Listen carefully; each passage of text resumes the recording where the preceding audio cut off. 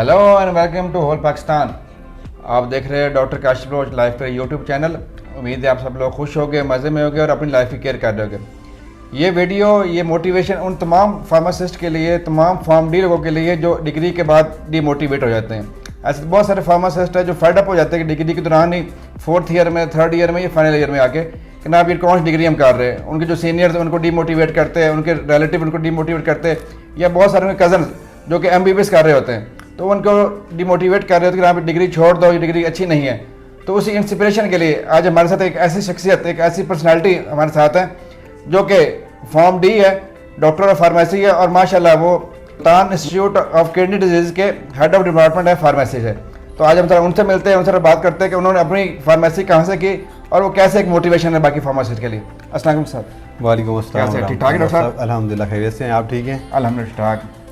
जैसे आपने अपना तारुफ से पहले जिस तरह आपने जो तमहीद बांधी कि हमारे काफ़ी सारे लोग और काफ़ी सारे जो रिलेटिव्स हैं जिनका एडमिशन कहीं और हो जाता है तो वो हमें डीमोटिवेट करते हैं, मैं इस बात को सेकंड करूँगा। ऐसा ही है हमारे पाकिस्तान में और ख़ास तौर पे साउथ पंजाब में ये कल्चर बहुत प्रोवोक हो चुका था किसी ज़माने में, लेकिन अब by the passage of time गुजरता गया और लोगों के अंदर अवेयरनेस आती गई, लोगों ने अपना स्कोप देखा। बीइंग अ फार्मासिस्ट मैं आपके सामने काम कर रहा हूँ, इसके अलावा हमारे बहुत अच्छे कुलीग्स, बड़े अच्छे दोस्त, बड़े अच्छे क्लास फेलोज़, क्योंकि हमें सिर्फ हम जब फार्मेसी कर रहे होते हैं तो सिर्फ हमारे जहन में 2-3 कॉन्सेप्ट्स होते हैं कि या तो हम मेडिकल रैप बन जाएंगे वेरी सॉरी टू से, या जो है ना हम किसी मार्केटिंग में चला जाएंगे, अपना इंडस्ट्री में चला जाएंगे, या जो है ना साथ साथ हम किसी ऐसी इंडस्ट्री में किसी ऐसी काम में चला जाएंगे जो हमारे लिए, हमारे फैमिली में बताने के लिए काबिल इज़्ज़त नहीं होगा और हम बड़ी एम्बेरसमेंट फील करते हैं उन चीज़ों को लेके।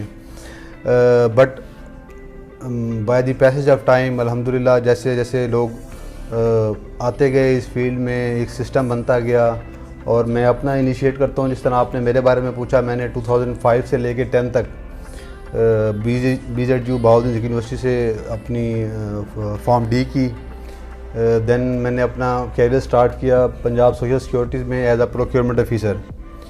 तो शान भाई उसमें ड्यूरेशन हमने पूछना, जब आपने डिग्री की जी और आपकी फर्स्ट जॉब के दौरान जो ड्यूरेशन था, जो 6 माह का होगा, 8 माह का होगा, साल का होगा? Not at all. मैंने जैसे ही फार्मेसी कंप्लीट की तो आई ज्वाइंड NGO और मैंने फ़ौरन ही एक NGO ज्वाइन कर ली, इसमें मैंने अपना काम एज अ DTC स्टार्ट कर दिया। और आपकी वहाँ स्टार्टिंग पे कितनी थी? 20,000। बहुत सारे लोग ऐसे जो कि 20,000 का नाम सुनते ही कहते हैं हम डॉक्टर ऑफ फार्मेसी और 20,000 पे लें, तो उसमें वो जॉब छोड़ देते हैं, ये जॉब करना ही नहीं चाहते। लेकिन हमारे सामने हैं डॉक्टर ज़ीशान मदर साहब, जिन्होंने अपनी जॉब स्टार्ट की एक 20,000 की जॉब से, उस पे से उन्होंने स्टार्ट किया और आज माशाल्लाह वो हेड ऑफ डिपार्टमेंट है फार्मेसी के Multan institute of kidney disease में। ज़ीशान साहब उसके बाद आगे जर्नी क्या थी आपकी? देखिए, जैसे मैंने बताया DTC मैंने एज अ NGO ज्वाइन किया, उसके बाद मैं सोशल सिक्योरिटी में चला गया। सोशल सिक्योरिटी में एज अ प्रोक्योरमेंट ऑफिसर मैंने 2 साल काम किया। उसके बाद फिर डेफिनेटली जिस तरह फैमिली का प्रेशर और आपकी अर्निंग नहीं है और ये सब कुछ, तो I start my own business. तो कोई 1.5 साल मैंने अपना बिज़नेस किया। अल्हम्दुलिल्लाह वो बिज़नेस अभी चल रहा है, मेरे भाई और मेरे कज़न उसको रन कर रहे हैं। देन 2014 से जब हमारे साउथ पंजाब में फ्लड आया और मिस्टर तैयब उर्दगान साहब ने वहाँ पे एक हॉस्पिटल बनाया और बाद में उसकी जो भाग दौड़ है वो इंटस हॉस्पिटल में आई, तो मेरी ज्वाइनिंग बेसिकली 2014 में एज अ फार्मासिस्ट हुई और वो हुई Recep Tayyip Erdogan hospital Muzaffargarh में। मैं I joined as a pharmacist, then I promoted as a team lead pharmacy and I move to Alghazi campus Bhong, जो कि रहीम यार ख़ान में बहुत ही एक डिप्राइव्ड एरिया है, बहुत ही छोटा सा गांव है। वहाँ पे मैं 2 साल रहा as a HOD pharmacy. Then 2017 से टिल नाउ मुझे ये रिस्पॉन्सिबिलिटी दी गई, जो मैं तमाम दोस्तों की और बाकी अपने तमाम सीनियर्स की गाइडेंस से और अपनी टीम के हवाले से मैं इसको कंटिन्यू कर रहा हूँ। जो वो ड्यूरेशन था जो आप 7 के बाद भूम गए, वो एक बहुत मुश्किल था आपकी फैमिली के लिए कि ना आपने ट्रैवल करना है, यहाँ से कोई 200-300 किलोमीटर होगा आई थिंक। एग्जैक्टली। तो उस दौरान क्या लोगों के बारे में कॉन्सेप्ट थे कि ना आप क्या डिग्री कर ली आपने, क्या कहते थे वो? एक्चुअली वो मोटिवेट से ज़्यादा डीमोटिवेट करते थे। वो कहते थे कि आप ने अपने नाम के साथ डॉक्टर तो लगा दिया, लेकिन आपने सब फैमिली को छोड़ के और एक ऐसे गांव में चले गए जहां पर इवन मतलब शाम को 7-8 बजे वहां पे कुछ नहीं होता था। और बेसिकली उस बेल्ट के साथ ना कच्चे की बेल्ट लगती है। जी जी। वहाँ पे दरियाए सिंध है, तो दरियाए सिंध का ये है कि शाम में वहाँ पे मूवमेंट बहुत कम हो जाती है, ना होने के बराबर है, क्योंकि वहाँ पे लॉ इन्फोर्समेंट की सिचुएशन इस तरह की थी कि लोग वहाँ से मूव नहीं करते थे। और हेल्थ की फैसिलिटी मैं क्या बताऊँ आपको कि बस इंतहाई डिप्राइव्ड पसमानदा इलाका जिसे हम कह सकते हैं ना, नहीं है, ना होने के बराबर थी। फिर वहाँ के जो मुखैर हजरात थे, वहाँ के जो रईस साहबान थे, उन्होंने एक हॉस्पिटल बनाया हुआ था पहले, तो वो जो कुछ अरसा चला फिर उसके बाद वो रन नहीं कर पाया। फिर उसकी भाग दौड़ उन्होंने अपने इलाके के हिसाब से देखते हुए इंडस हॉस्पिटल को दी। इंडस हॉस्पिटल ने basically mother and child hospital बनाया, वो 30 बेडेड, जहाँ पर मैं एज आ टीम लीड फार्मेसी सर्विसेज सर्व करता रहा। और अल्हम्दुलिल्लाह वो हॉस्पिटल अब भी चल रहा है। उसके साथ जो है ना हमारी बोर्ड क्लिनिक का भी आगाज़ हो चुका है 2022 से। और बोर्ड क्लिनिक में भी हम उन लोगों तक अपनी सर्विसेज प्रोवाइड करते हैं जो लोग शहर तक आ नहीं सकते, जो लोग कच्चे तक आ नहीं सकते, वो उनके घरों में जाके जो उनके एरियाज़ हैं वहाँ पे बोर्ड, जहाँ सिर्फ बोर्ड जा सकती है, ट्रांसपोर्टेशन का और कोई दूसरा मीन नहीं है, वहाँ तक जाके लोगों को बोर्ड क्लिनिक पूरा हॉस्पिटल है जिसके अंदर मेडिसिन, डॉक्टर सब कुछ मौजूद है। और तमाम जो फर्स्ट एड है वो तमाम की तमाम उस बोर्ड क्लिनिक में पेशेंट को फ्री ऑफ कॉस्ट दी जाती है इंडस हॉस्पिटल के तवज्जुह से। तो डॉक्टर साहब अब आपको यहाँ पे कितना अर्सा हो गया यहाँ? डॉक्टर साहब मुझे यहाँ पे ऑलमोस्ट 6 साल हो गए हैं। 2017 से मैंने यहाँ ज्वाइन किया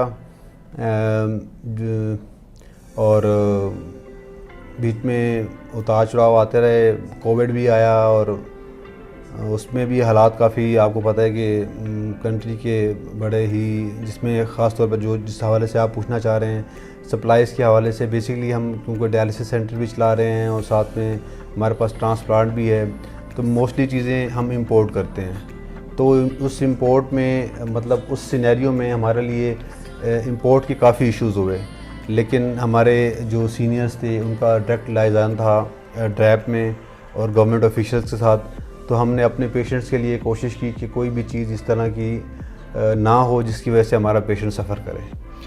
ऐसे तमाम दोस्त भाई जो एफएससी कर रहे हैं, जो कि फॉर्म डी कर रहे हैं, इन बिटवीन है, सेकंड ईयर में, थर्ड ईयर में या कर चुके हैं, तो उनके लिए एक राह रास्त आपको दिखा रहे हैं, एक मोटिवेशन दे रहे हैं, इंस्पिरेशन आपको दे रहे हैं कि एक डॉक्टर साहब जिन्होंने डिग्री अपनी 2010-11 में कंप्लीट की, तो उन्होंने स्टार्ट एज अ बड़ा नहीं लिया, स्टार्ट उन्होंने एक एनजीओ स्टार्ट किया जो कि 20,000 पे से थी। उसके बाद फिर उन्होंने लाहौर चले गए, उसके बाद वो भूंग चले गए और अब आजकल माशाल्लाह वो बिल्कुल अपने घर करीब बैठे हुए हैं। इतना डिस्टेंस है, सिर्फ 20 मिनट का सफ़र है उनका।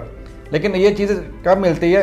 थोड़ी जद्दोजहद करनी पड़ती है, थोड़ी वर्किंग करनी पड़ती है, थोड़ी हार्ड वर्क करना पड़ता है, तो ऐसे नहीं मिलती कामयाबी। तो इसके लिए आपको अपना टाइम सर्व करना पड़ेगा। डिग्री बहुत अच्छी है, थर्ड ना हो आप, और कोशिश करें कि आप लोग इसमें अपना काम करें, यूनिक हो। जब यूनिकनेस आएगी आई थिंक डॉक्टर साहब तभी आप। एक्जैक्टली सर, आपने बहुत प्यारी बात की कम्युनिटी के लिए।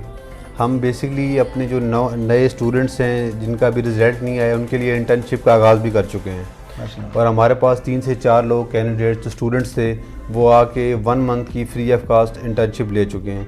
उसमें हम उनको तमाम pharmacy services, unit dose dispensing, emergency pharmacy, dialysis और एज़ वेल एज़ जो क्लिनिकल सर्विसेज हैं उनको तमाम हाउरो देते हैं, उनको एक्सेस देते हैं और उनको इतना एक ट्रेन करते हैं कि जब भी वो किसी इंटरव्यू में देने जाएं, कहीं पर जॉब के लिए अप्लाई करें, तो हॉस्पिटल की जो बेसिक अंडरस्टैंडिंग है इंक्लूडिंग परचेज़, हॉस्पिटल की जो बेसिक अंडरस्टैंडिंग है वो उनको मालूम हो। डॉक्टर साहब ये इंटर्नशिप का क्राइटेरिया क्या है आपका इधर? देखें, आपका जो ऐसे स्टूडेंट जिनका रिज़ल्ट अवेटेड है या जिनके रिज़ल्ट को आए हुए अभी 6 माह नहीं हुए, वो यहाँ पे इंटर्नशिप के लिए एलिजिबल हैं, वो आ सकते हैं। वो अपने यूनिवर्सिटी से एक लेटर लेके आएंगे, वो लेटर हम अपने डिपार्टमेंट में जमा कराते हैं और हेड ऑफ कैंपस के अप्रूवल के साथ। एट अ टाइम कितने लोग कर सकते हैं इंटर्नशिप में? 3 से 4 लोग कर सकते हैं। हम क्योंकि कोविड के बाद शुरू किया तो हमने ज़्यादा ऑक्यूपेंसी, क्योंकि हमारे पास पेशेंट का फ़्लो इतना होता है कि जितने हम कम लोगों को बुलाएंगे उतने ही अच्छे लोगों को हम ट्रेन कर सकेंगे। बेसिकली हमारा मोटिव ये है कि जब वो लोग इंटरव्यू देने जाएँ तो there is some difference between other candidate and his आर। तो हमारे साथ थे डॉक्टर ज़ीशान मज़हर बलोच साहब, अब उनसे एक मोटिवेशन लेते हैं अपने तमाम उन व्यूअर्स के लिए जो फॉर्म डी कर रहे हैं या करना चाहते हैं या एफएससी कर रहे हैं। डॉक्टर साहब क्या कहेंगे उनको, आप सबको?